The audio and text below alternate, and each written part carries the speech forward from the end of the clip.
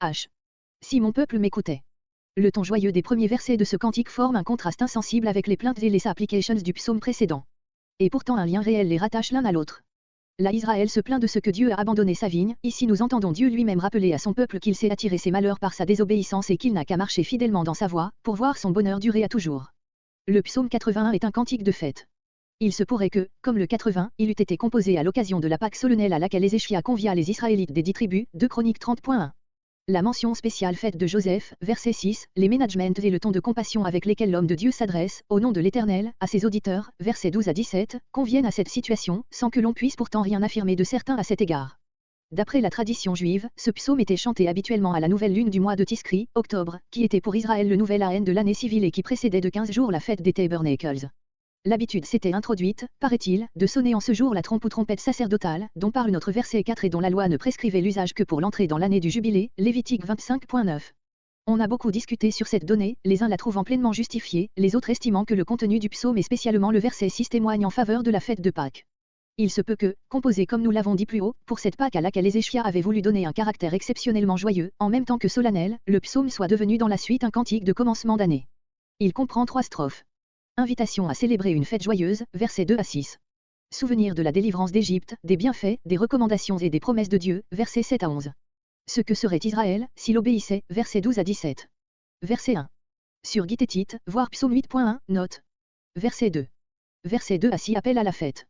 L'exhortation du verset 2 s'adresse à tout le peuple, celle du verset 3 aux chœurs de Lévite, 2 Chroniques 5.12, celle du verset 4 aux sacrificateurs, qui seuls pouvaient faire usage des trompettes sacrées, Nombre 10.9, 2 Chroniques 5.12. Verset 4. La trompe. Il s'agit ici du chauffard, en forme de corne de bélier, dont le son rappelait celui qui avait retenti en Sinaï, lors du dos de la loi. Verset 6. Quand il sortit, comme un roi qui entre en campagne. Il ne s'agit pas ici de la sortie même d'Égypte, mais du jugement exercé sur ce pays par la mort des premiers-nés. Ce fut alors que l'Éternel institua, par une ordonnance, verset 5, la fête de Pâques comme un témoignage ou mémorial du jugement de l'Égypte. En Joseph. Le peuple entier, séjournant encore en Égypte, est envisagé comme peuple de Joseph, qui l'a sauvé, aussi bien que de Jacob, comparé psaume 77.16. Plusieurs des psaumes de ce groupe, tout d'Asaph, se font remarquer par leurs allusions aux tribus descendants de Joseph, qui avaient la haute main dans la direction du royaume du Nord. Les psaumes 77, entre 80 et 81 resserrent le lien qui unit ces tribus à l'ensemble d'Israël, le psaume 78 expose les causes qui ont donné à Juda la prééminence sur Éphraïm. Un langage qui m'était inconnu. Il s'agit ici des communications divines dont il vient d'être parlé, ordonnances, témoignages, en même temps que de celles qui vont être résumées dans la strophe suivante. Elle faisait au peuple l'effet d'un langage inconnu, parce qu'il ne connaissait pas l'Éternel comme ce fut le cas plus tard, Exode 3.13, Exode 6.3. Verset 7. Versets 7 à 11. C'est ici, sous forme d'une prédication divine pleine de douceur et de bonté, un bref résumé des événements qui ont fait d'Israël le peuple de Dieu. Fardeau, corbeille, image expressive des corvées sous lesquelles Israël succombait en Égypte, Exode 1.11-14. Son épaule. On est surpris que Dieu ne s'adresse pas directement à Israël, ainsi qu'il le fera dès le verset 8. Il semble qu'il commence par se parler à lui-même, avant de parler au peuple. Verset 8. Tu as crié. Comparez Exode 2.23-25. Caché dans le tonnerre, allusion à la nuée qui protégeait le peuple, lors du passage de la mer Rouge et d'où jaillirent les éclairs et la foudre qui mirent le désordre dans l'armée égyptienne, Exode 14.19, Psaume 77.19. Près des eaux de Mériba.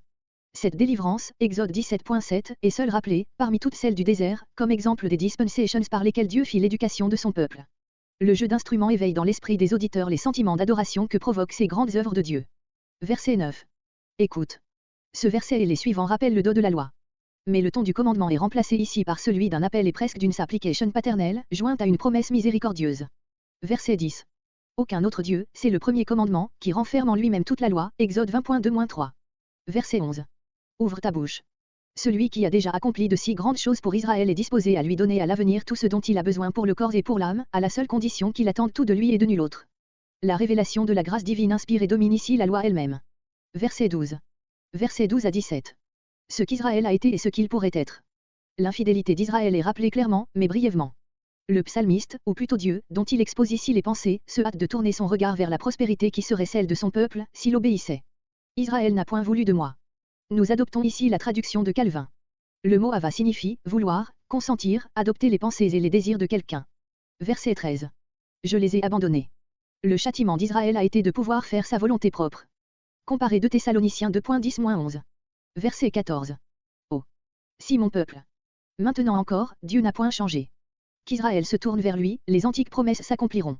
On ne peut lire ces paroles sans penser à la situation actuelle de l'ancien peuple de Dieu, situation si misérable encore, mais qui pourrait être transformée si promptement et si complètement. Verset 16. Le flatterait, serait contraint de s'humilier devant cet Israël, qui l'ont opprimé. Verset 17. Moël du froment, miel du rocher, allusion à Deutéronome 32.13-14. Tous ces psaumes d'Asaph sont pénétrés non seulement des souvenirs historiques, mais de l'esprit et de la lettre de la loi. Si notre psaume remonte à Ézéchias, l'allusion bien évidente au Deutéronome, que nous venons d'indiquer, contredirait la supposition d'après laquelle ce livre aurait été composé sous Josia.